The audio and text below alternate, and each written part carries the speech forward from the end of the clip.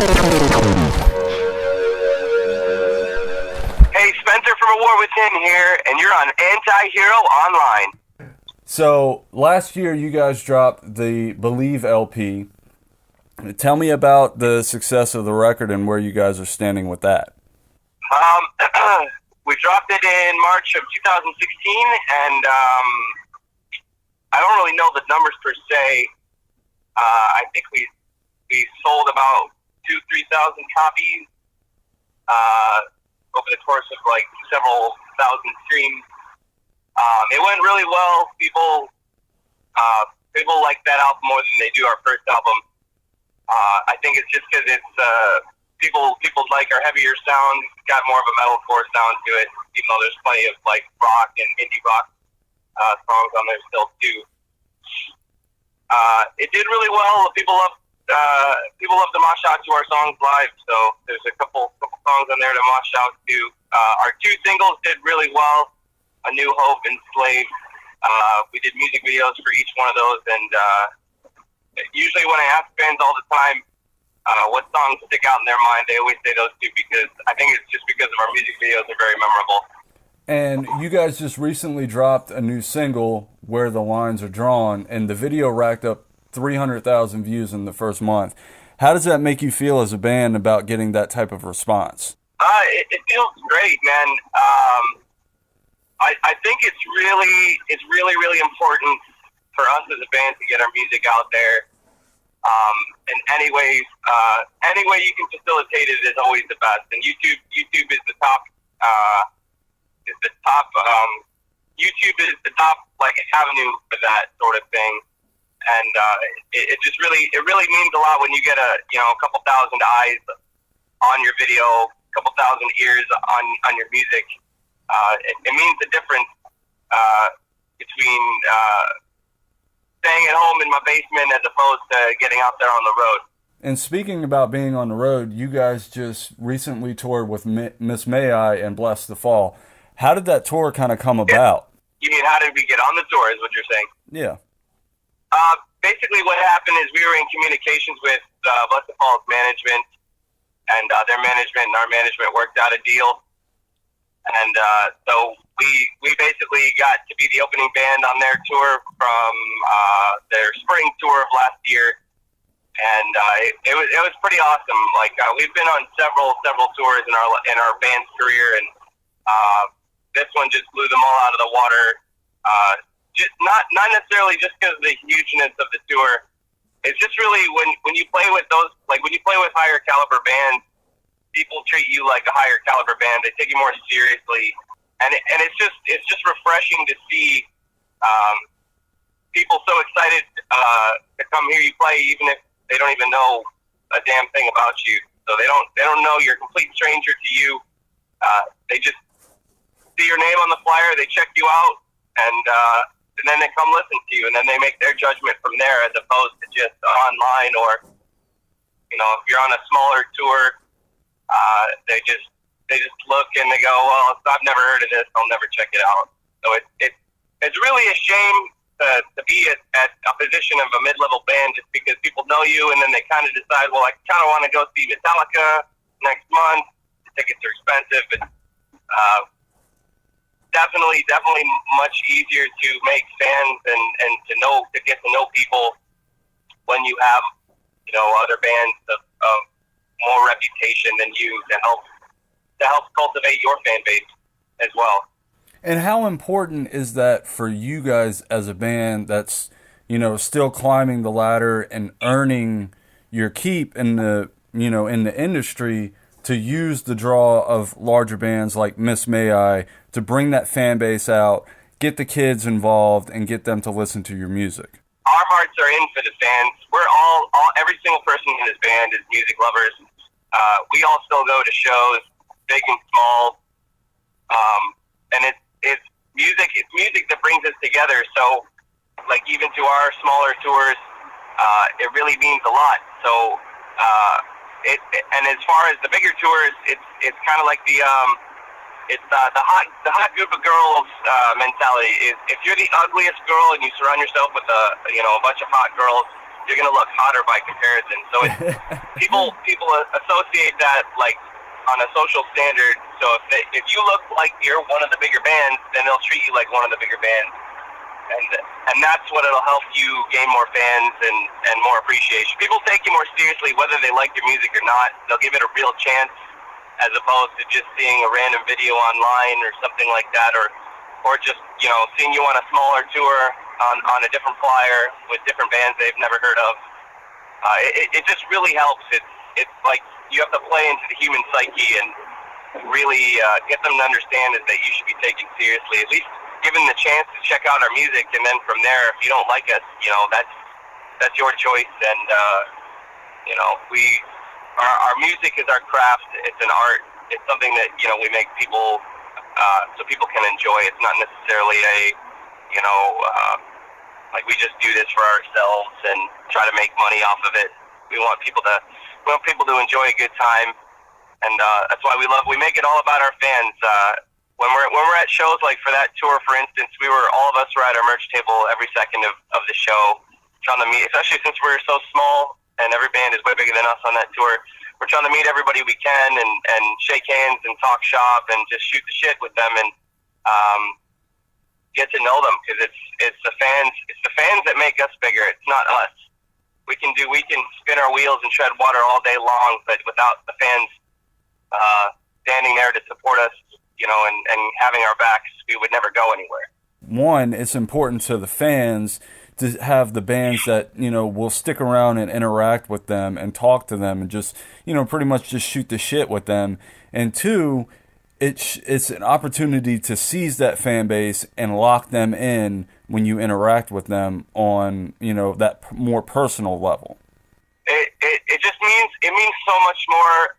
I see stories even about me, but mainly about other bands, how so and so did this and so did that, and like, man, that's great, because it's like being a musician, being in the music industry, you're like you're in the client pleasing business, and it's more important for me that people enjoy a good time at my show as opposed to just bash me online because of my music or whatever random opinion that they have, because everyone's got an opinion and everybody's got something to say. But when you're face to face with us, it's a different story. If you got a reason to love us, it's because you've come to hang out with us and you've met us face to face. Exactly, and that's one of the most important things when it comes to going to shows and stuff like that. Let's talk about the band a little bit for people who don't know who the band is. Can you give me a little bit of a description of the sound of the band and possible influences that people might hear when they listen to your music? We're a good old band from Detroit, Michigan. We always say that we're kind of metalcore and electronic hardcore music, but I don't know. I feel like every song you listen to for A War Within is a little bit different. I have to vaguely generalize it to say it's more like rock and metal music is what you'll listen to, because from song to song you'll get a different sound. People have compared us to a lot of bands, so it's always hard for me to pinpoint. I always like to hear what our fans think, or what people who've never heard us before think of who we sound like, who we go on tour with. But the consensus usually is we fit well with Bless the Fall, Crown the Empire, We Came as Romans, I Prevail. Those bands that kind of have good heavy music, but as well as aggressive vocals and very catchy melodic vocals as well. So it's hard to pinpoint because we don't have that specific sound that it sticks us into a certain genre. Some people call it screamo as well. But we've played with heavy bands like Chelsea Grin and Attila, and then we've played with more rock type bands like Icon for Hire and Trapped. So it's kind of hard to pinpoint how exactly we fit, because it's depends on the music you listen to. I think kind of puts us in the genre that you think we should be in. With the the balance of the music and being able to tour with bands from different ends of the spectrum, like Miss May I and Attila, and then going to Icon for Hire, it gives you guys an opportunity to seize like totally different fan bases that would never be interested in heavier hardcore music, because the Icon for Hire fans, their music is more I kind of want to say it's got a little bit more of a pop related sound, but it gives you guys the exposure to that fan base as well. I always feel like you at shows you can kind of relate the fan exposure, the fan reaction to when they come up to you at your merch table. If they're buying your merch, they're buying your music right there. It's a good reaction. And that show that we played in our hometown with Icon for Hire and another band from California called Assuming We Survive. Both of them are pop bands. They're like Captain Chunk, a Day to Remember sounding band. And yeah, Icon for Hire is almost like pop rock almost. They got like a bubblegummy type of sound. But no, I remember that show pretty vividly. It was a sold out show, and we had a lot of traffic. Even though we were kind of stuck in the corner, people came and wanted to talk to us. I mean, obviously we're all sitting there, so it helps bring people. But with their own 2 feet, they got to walk all the way towards us. And to be honest, most of our fan base, because every local show we always sell tickets, or we always bring a crowd with us. But for the most part, most of the crowd that was there was not our fan base, and there was a lot of new people that have never heard of us before. And we still remain in contact. We have a very close, tight knit group. Every time we play a show, we always hit up their social media.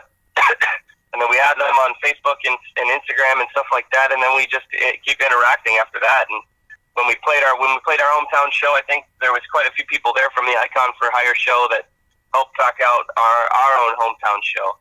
Yeah, and I mean it's kind of, in a way, it's like the dating phase in building a relationship with the fans. You have your first initial blind date, and then it's building and maintaining that relationship to a bigger level. And that's kind of what you guys are doing with the social media interactions and that type of stuff as well. Yeah, we have a specific group for this sort of thing. We always try to get people on Facebook, because Facebook is kind of like the general interaction center of social media. We have our band page, which we always try to keep pretty active, but it's more on the professional, like here's the news about the band.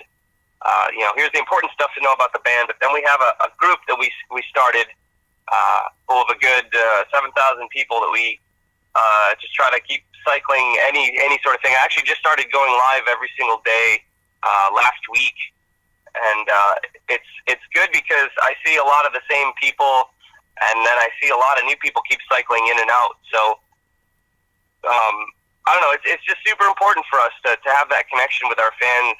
Just because we know that our fans are the ones that are listening to our music, and they're going to be the ones that help us make new fans when we keep growing. When we go out and tour, they're going to bring people with them to come and see us. That's like, they're our bread and butter. They're our blood. They're our lifeblood that helps pump the success through our veins, and just helps us make superstardom a thing, even though it's not really a thing anymore. But it just makes our success palpable. The album came out last year. Is there any talks of going back into the studio and working on any new music? Do you guys have anything written, or are you just kind of kicking around some ideas about where to go from here? So at the end of the year, last year, we had the Tour from Hell, where we were going to go record with Chris Crummett, who's recorded like Issues, Sleeping with Sirens, Dance Kevin Dance. On the way out there, we ran into some trouble. We lost our vehicle. Our gear got stolen. We recovered some of it. But we made it out to the studio, and we recorded 5 songs. And Where the Lines Are Drawn is one of the songs out of those 5. So that's one of Chris Crummett's work with us. So right now we're just sitting on 4 songs. We're trying to pique more label interest, as well as we kind of want to put the next record out on a label. But I think for now we're just going to keep releasing these 4, and then once these 4 are done, we're just kind of going to just keep rolling with whatever the game plan is once that happens. So as far as an album, we don't really have like a prospected time release we're trying to get to the next step, which we know we kind of need to. It's like we can do all the growing and touring we want, but without growing our team to help us push us out into larger avenues, it'll be slow and kind of very. It's like against the current. Yeah. You'll have to swim against the current to be able to get out into these avenues. So that's just kind of how it's set up. And in this day and age, how difficult is it for an independent band to be able to make it when it comes to album sales and getting on, streaming services and iTunes and stuff like that? How difficult is it for you guys as independents to make it? I feel like it has its pros and cons. I feel like technology and the world today just kind of give you every opportunity to be able to blow up all by yourself. Just that the chances of that are way slimmer than they should be, because if A War Within is one band out there trying to hustle its ass off to make this happen, there's thousands, as opposed to before, like things like Facebook and the internet and MySpace and all that good stuff. There were maybe hundreds of bands doing the same thing.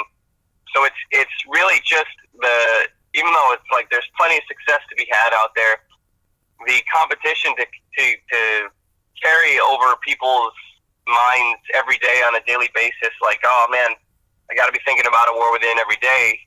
It gets harder and harder, especially so it's at a band at our level. We're competing with bands, of Asking Alexandria, Metallica, U2, Ed Sheeran. Like, it goes all the way up to the top, like Taylor Swift, and all the way down. So there's all these other artists that make music that can shine over ours. But it's some of the fans will say that we're of that caliber. So that's what we have to aim till we have enough people to kind of help spread the word. But getting on digital distribution and getting on tours, like the distribution is very easy. Technology has definitely made that avenue very easy, but it's getting on the good tours. Everyone's fighting for that. Everyone everywhere is fighting for that. So that's what makes it so difficult. Without a label, it can be hard, because if you yourself don't have your own fan base, and it's not strong enough and big enough to carry yourself, it makes it difficult. So labels basically nowadays, they're just conduits where they can just help catapult you into the limelight, and then it's up to you as the band to kind of seize that moment and help grow your fan base off of theirs, basically. But if you're trying to do it yourself, it's like the old-fashioned way. You kind of just have to put yourself in front of people and grind it out. Unless you get lucky and you go viral for a minute, and that's most ideal, because record labels take a nice chunk of the money, and it's not cheap to tour. It's not cheap to make music. It's not cheap to make merch. None of being in a band is cheap. So one of the things I talked to Brian Slagle a couple of months ago from Metal Blade Records, and he said the big thing now when it comes to record labels, it's about having a team that knows what they're doing to help catapult bands to the next level. Oh, of course. I feel like most bands that become successful nowadays just kind of figure out where they sit in their market of music, and when a label gets interested, and they'll pick up on this. The label just basically enhances that. Because I know a few bands that have chosen the wrong label because they think it's a good fit and they want to make a signing, but some labels are better for bands than others. It just really depends on the fan base. And as a band at our level, we're constantly checking, and we kind of know where we would fit well with if we got signed to a certain label. But yeah, that's pretty much it. Like, labels used to be the end all be all back in the 60s, 70s, 80s, and it's not so much anymore. It's crazy because the YouTube has made it more accessible and more frequent that people will use this. Like, YouTube is like the #2 search engine on the internet right now for anything, it helps just be a conduit for people who are constantly listening to music to help just funnel the music out there. And that's kind of what the labels used to do, but now that there's things like that, like, the labels don't have as much strength as far as just getting it straight to the person. So now they've developed the similar ways and kept with the times, but still grown their fan base and managed their business. Basically, it's like as a band, we're in the music making business and the people pleasing business. A label will do the same thing, as they're the agents. They're the sports agent that helps facilitate the deals between their sports teams and the stadiums, and they just enhance the connection on the marketing level, hundredfold. Since we're talking about record labels, and I want to get your opinion when it comes to the recent signing of the Catch Me Outside girl to a record label, is this showing the current trend in the music industry that the major labels are just looking for these acts that are hot now but have no longevity in their careers? I feel like that's always kind of been that way, especially like the top labels like Atlantic and Sony and Warner Brothers. They're definitely on the prowl for like instant money. When you become that big, I mean, that's kind of what it's all about. Smaller labels can, it's more, a handful of people and there's no shareholders, so they can kind of pick and choose the acts that they want to sign. As opposed to the bigger labels, they kind of need those acts that they know that they're going to sell really well. It is kind of a shame that something like just a little viral fame can catapult you into super pop stardom. But I mean, that's just kind of how the world works. If people are talking about you, people are going to hear what you got to do. Like the Kardashians is a great example of that. Like, I guarantee any of the Kardashians could become pop stars if they wanted to. But they're more into fashion and all that other stuff that they, reality TV. They just have a different avenue. So I don't feel bad, because it's 100%, the fans' perspective for being so involved in I don't know what the girl's name is, but they're so involved in what she's doing that they're the reason why she's got signed. Like, if you guys really care about the music, then stop trying to pay attention to stupid things that some 13-year-old girl is going to say on the internet, and start paying attention to like the music that you enjoy. Stop talking about the people that you think don't deserve it, because you're just helping facilitate their careers, and it's just going to make you matter, which is going to make you want to talk about it more. It's really a shame, just because now, like, us as a band, we have to think about like, what stupid shit do we have to pull to help get a little bit of fame, just so that we get a label's attention, or we get a fan's attention, so we go a little bit viral, and then maybe out of that, people will check out our music. Like, for instance, our band got a little bit of fame when we had uniform stage wear, and I guarantee out of the thousands of people that peeped and enjoyed and had a good laugh about how they called us a dodgeball team, most of them probably didn't actually check out the music. So it's just really a shame that it's just the virality of the world. It's just kind of about how crazy hype you can make yourself, and then try to point yourself over to the music. It's kind of like one of those catch-22 situations. Exactly. It's you're damned if you do, and you're damned if you don't. So I don't know. It's probably totally true that what they say is you sign your life away to the devil once you get signed or something like that. You have to make a deal with the devil to get some sort of success out of here. But I don't know.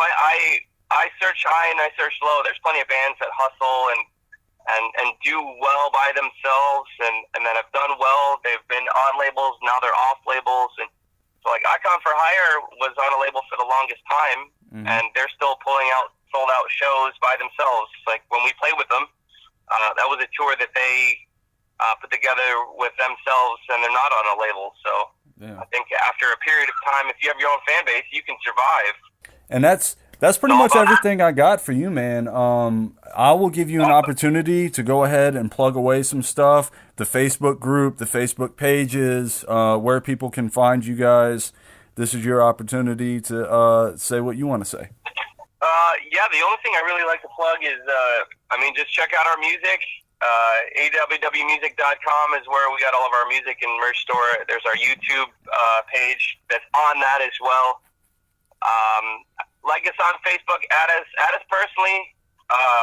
we're all over our own page. So if you give our music a chance and you guys like what you see, come and talk to us, come meet us. People, I think a lot of people dig us not just because of our music, just because we're so personal. Like, we are all over our social media 24/7. We pretty much eat, sleep, and breathe this stuff. So it's a lot of fun to talk to people who dig your music and are all about helping you, and who just like music in general. Like, a lot of the fans that we know are just diehard fans for a lot of bands. So it's just refreshing to have people that care so much. Even maybe if you yourself don't think so highly, or you're not as big as some of the other bands that they talk about. It's just refreshing to have people care so much and want to help you out, just as much as it's their dream as it is your dream to become successful.